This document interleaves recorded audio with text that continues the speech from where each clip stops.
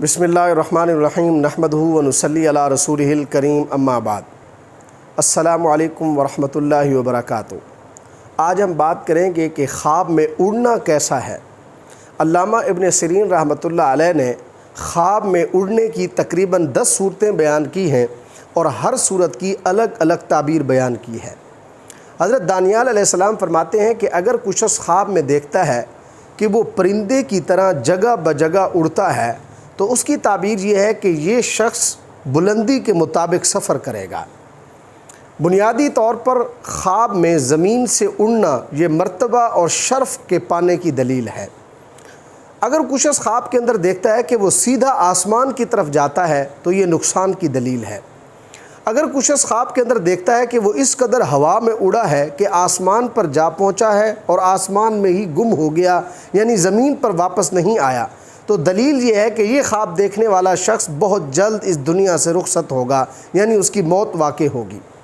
اگر کوئی شخص خواب کے اندر دیکھتا ہے کہ وہ قبلہ شریف کی طرف اڑا ہے پھر اپنی جگہ واپس آ گیا ہے تو اس کی تعبیر یہ ہے کہ یہ خواب دیکھنے والا شخص جلد اپنے سفر سے واپس آئے گا اور بہت سا نفع اس سفر سے اٹھائے گا۔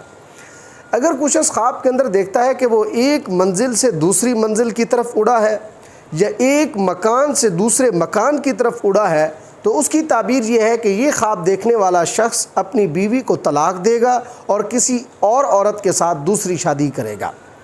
اگر کوئی شخص خواب کے اندر دیکھتا ہے کہ وہ آسمان کی طرف لگام کے ساتھ اڑا ہے تو اس کی تعبیر یہ ہے کہ یہ شخص حج کرے گا۔